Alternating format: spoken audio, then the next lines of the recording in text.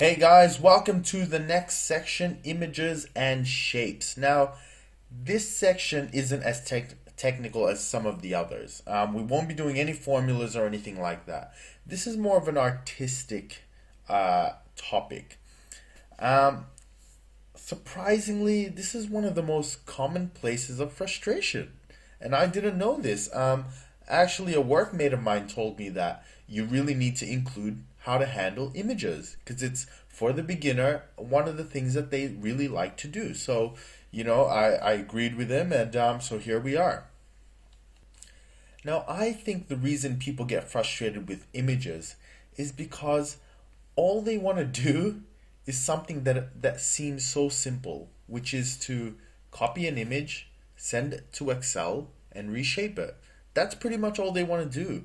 But unfortunately, they don't understand the fundamentals and they end up getting really frustrated. I think when it's a really difficult topic like mathematical formulas and so on, if you get frustrated, it's expected, right? Because it's somewhat difficult. But this is easy. Pictures, right? How hard could it be?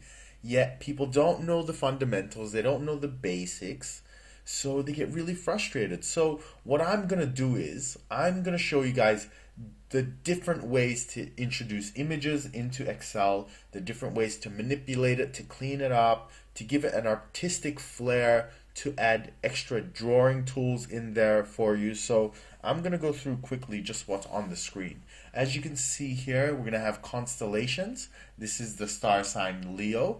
And we're going to learn how to clean this up and make this really pop out and give it a visual effect.